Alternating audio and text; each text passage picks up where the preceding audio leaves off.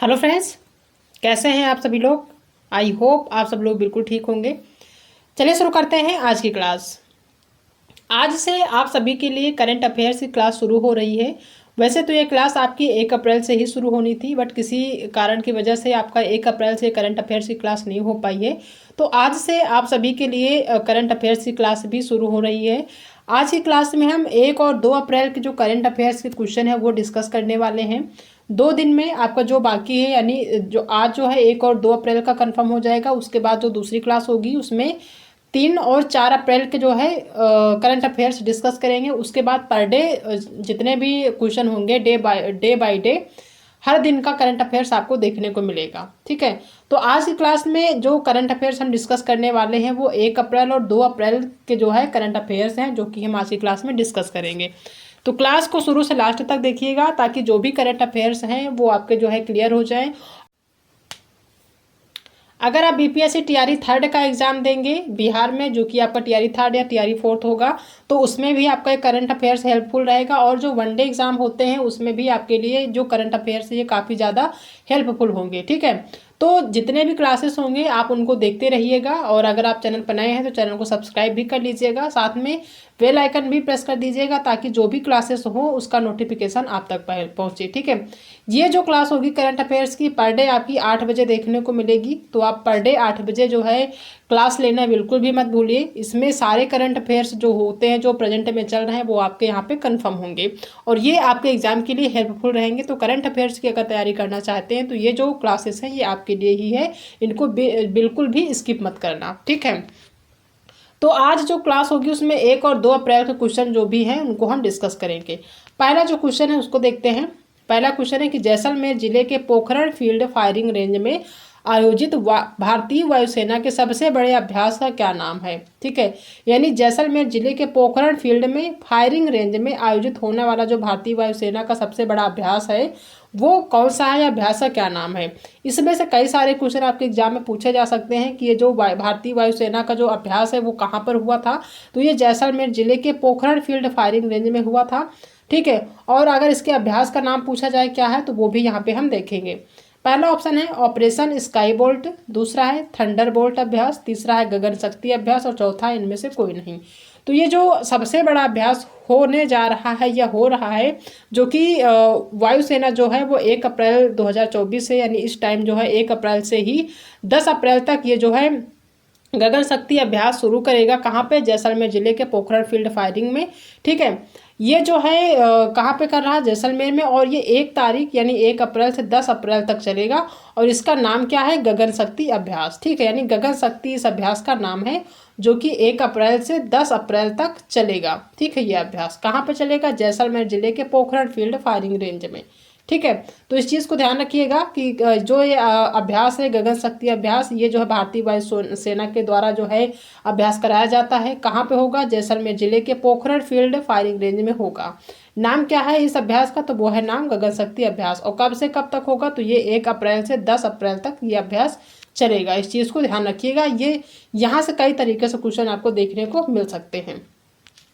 दूसरा है कि विश्व ऑटिज्म जागरूकता दिवस कब मनाया जाता है। ठीक है, ऑटिज्म एक बीमारी है, उसके लिए जो है जागरूकता दिवस मनाया जाता है। तो किस तारीख को मनाया जाता है, क्या ये 1 अप्रैल को मनाया जाता है, या फिर 2 अप्रैल को, या फिर 4 अप्रैल को, या फिर 5 अप्रैल को। ठीक है, तो जो विश्व ऑटिज्म जागरूकता दिवस है ये कब मनाया जाता है, ये मनाया जाता है 2 अप्रैल को। ठीक है, और ये इसलिए मनाया जाता है कि जो ऑटिज्म में, जिन लोगों को ऑटिज्म हुआ या जो ऑटिज्म से ग्रसित व्यक्ति हैं उनको जो है उनके बारे में जागरूकता बढ़ाने के लिए ये दिवस मनाया जाता है। ठीक है, तो 2 अप्रैल को ये विश्व ऑटिज्म जागरूकता दिवस मनाया जाता है। नेक्स्ट क्वेश्चन है कि विश्व ऑटिज्म जागरूकता दिवस 2024 का विषय क्या है। अब ये जो जागरूकता दिवस मनाया जाता है विश्व ऑटिज्म जागरूकता दिवस, तो इसका थीम क्या है, यानी विषय क्या है 2024 का, ये भी इम्पॉर्टेंट है, ये भी पूछा जा सकता है। पहला है वयस्कता की ओर संक्रमण, या फिर ऑटिस्टिक आवाज़ों को सशक्त बनाना, या फिर सभी के लिए गुणवत्तापूर्ण शिक्षा, या फिर इनमें से कोई नहीं।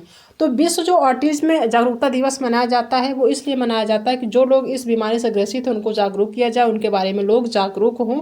ठीक है, ताकि इस बीमारी से ज़्यादा लोगों को बचाया जा सके। और इसका जो थीम है 2024 का वो ये है कि ऑटिस्टिक आवाज़ों को सशक्त बनाना। ठीक है, तो बी ऑप्शन यहाँ पे आपका सही हो जाएगा।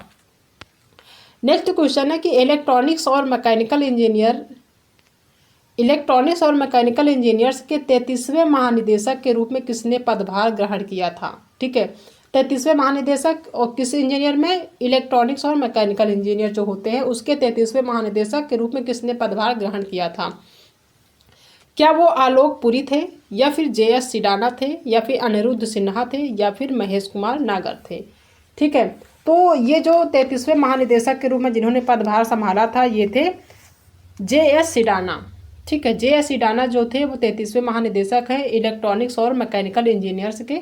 अगर इनकी बात करें कि जो है ये कौन थे, तो ये जो है जो JS सिडाना है ये राष्ट्रीय रक्षा अकादमी खड़गवासला के पूर्व छात्र थे। ठीक है, और अगर इनकी बात करें कि क्योंकि ये जो है लेफ्टिनेंट जनरल भी थे, तो ये कब सेना में शामिल हुए थे, ये शामिल हुए थे 1985 में। ठीक है, 1985 में सेना में शामिल हुए थे। तो इनको अगर यहाँ भी पूछा जा सकता है कि लेफ्टिनेंट जनरल अगर इनके नाम के आगे लिखा जाता तो गलत नहीं होगा, लेफ्टिनेंट जनरल JS सिडाना भी कहा जा सकता है या लिखा आपको मिल सकता है। ठीक है, तो बी ऑप्शन यहाँ पे सही हो जाएगा। नेक्स्ट क्वेश्चन है कि हाल ही में मियामी ओपन 2024 का पुरुष युगल खिताब किस जोड़ी ने जीता है।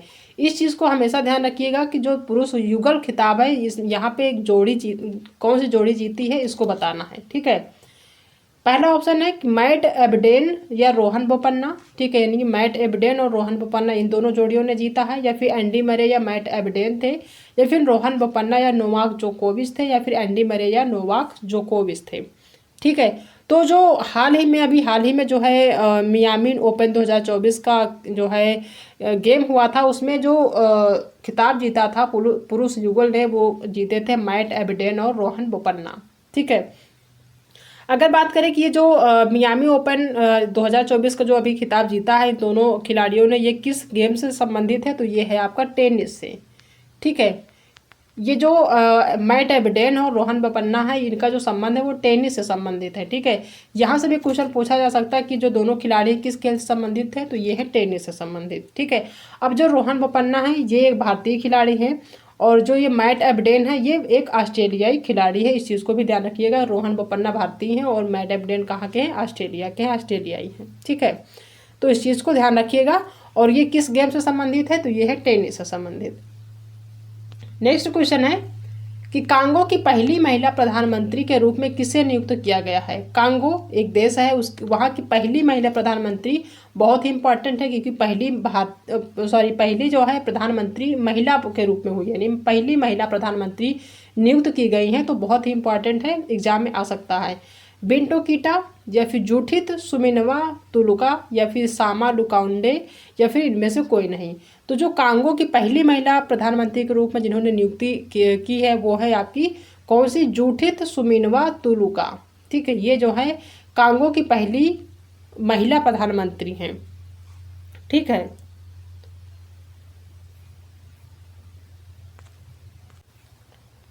अगर बात करी जाए कांगो की, तो जो कांगो है ये मध्य अफ्रीकी देश है और इसकी राजधानी जो है वो है आपका कौन सा, किसानसा।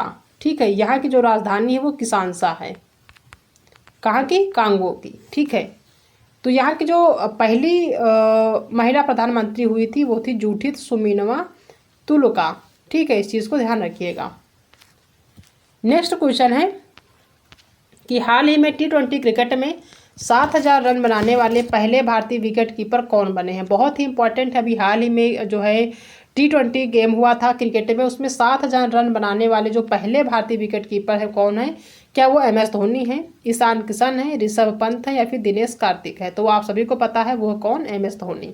तो पहला ही ऑप्शन यहाँ पे सही हो जाएगा। दूसरा क्वेश्चन है कि PIB की प्रिंसिपल डायरेक्टर जनरल के रूप में किसने पदभार ग्रहण किया है। ठीक है, PIB अगर इसकी जो है फुल फॉर्म की बात करें कि जो PIB है आखिर है क्या, इसका फुल फॉर्म क्या होता है, तो PIB का जो फुल फॉर्म होता है प्रेस इंफॉर्मेशन ब्यूरो, PIB का फुल फॉर्म होता है। इसकी जो प्रिंसिपल डायरेक्टर जनरल के रूप में जिन्होंने पदभार ग्रहण किया वो बताना है। क्या वो अंबिका सोनी है, या फिर स्मृति ईरानी है, या फिर शेफाली बी शरण है, या फिर अभय सिंह है। तो वो कौन है, वो है शेफाली बी शरण। ये जो है PIB की प्रिंसिपल डायरेक्टर जनरल के रूप में इन्होंने अपना पदभार ग्रहण किया है। ठीक है, और अगर इनकी बात करें कि ये कौन से अधिकारी हैं, तो ये भारतीय सूचना सेवा के 1990 बैच के जो है अधिकारी हैं। कौन? शेफाली बी सरन। ठीक है, तो या इसको ध्यान रखिएगा। इन्होंने PIB यानी कि प्रेस इंफॉर्मेशन ब्यूरो की जो है डायरेक्टर जनरल के रूप में इन्होंने पदभार ग्रहण किया है, प्रिंसिपल डायरेक्टर जनरल के रूप में। ठीक है, तो C ऑप्शन सही हो जाएगा। नेक्स्ट क्वेश्चन है कि कार्गो वॉल्यूम के मामले में भारत का सबसे बड़ा बंदरगाह कौन सा बन गया है? कार्गो वॉल्यूम के मामले में भारत का सबसे बड़ा बंदरगाह कौन सा है? क्या वो दीनदयाल बंदरगाह है, पारादीप बंदरगाह है, कांडला बंदरगाह है, या फिर मंगलोर बंदरगाह है? तो वो कौन सा बंदरगाह है? वो है आपका पारादीप बंदरगाह, जो कि कार्गो वॉल्यूम के मामले में भारत का सबसे बड़ा बंदरगाह माना जाता है। तो B ऑप्शन सही हो जाएगा। नेक्स्ट क्वेश्चन है कि हाल ही में अब्देल फताह अल सीसी ने किस देश के राष्ट्रपति के रूप में शपथ ली है? हाल ही में अब्देल फताह अल सीसी ने किस देश के राष्ट्रपति के रूप में शपथ ली है? क्या वो कतर देश है, मिस्र है, बहरीन है, या फिर मलेशिया है? तो वो कौन सा है? मिस्र है। ठीक है, B ऑप्शन इसका सही हो जाएगा।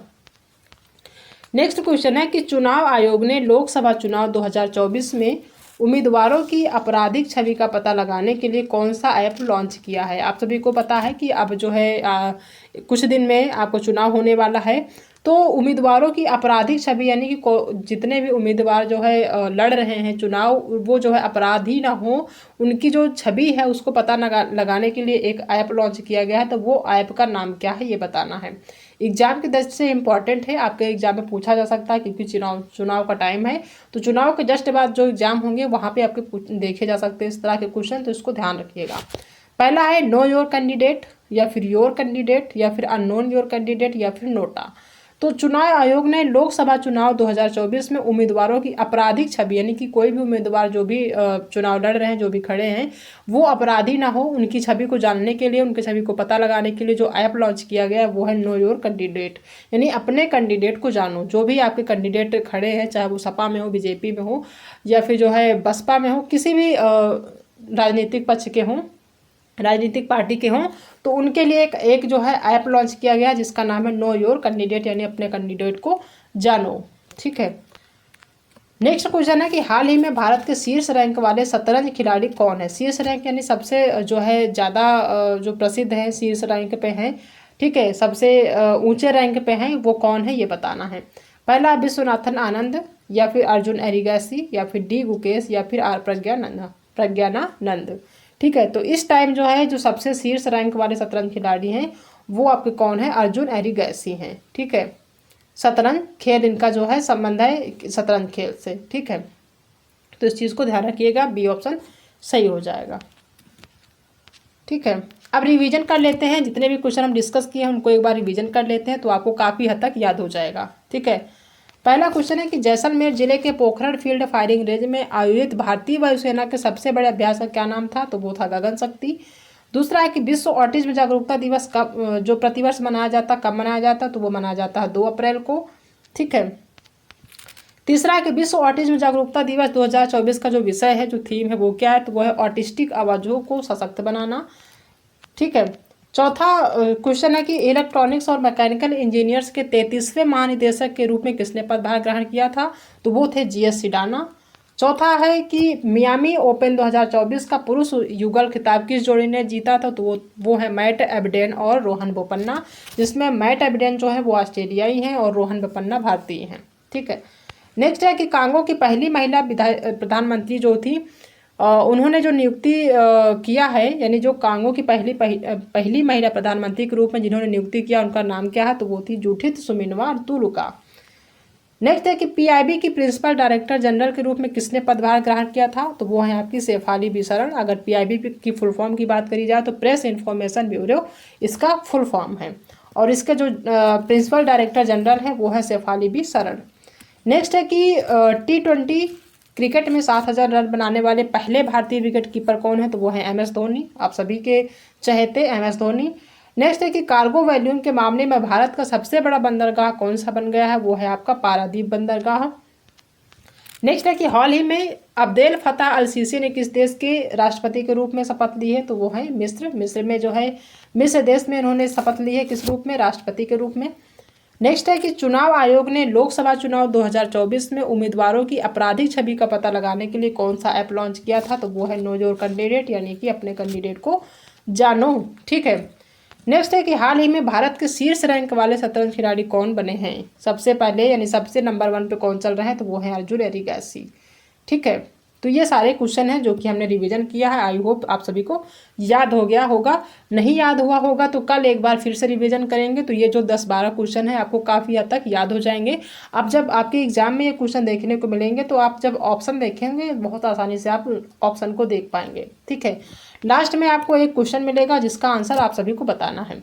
क्वेश्चन है आज का कि जो ओडिशा है जिसको उत्कल भी कहते हैं, उस वो जो दिवस मनाया जाता है कब मनाया जाता है। ठीक है। अप्रैल मंथ में ही मनाया जाता है, लेकिन किस दिन मनाया जाता है, किस डेट को मनाया जाता है, ये आपको बताना है कमेंट बॉक्स में। ठीक है। तो आज का सवाल का जो आंसर है वो देना बिल्कुल भी मत भूलिएगा। आज का सवाल यही है कि ओडिशा यानी कि उत्कल दिवस कब मनाया जाता है।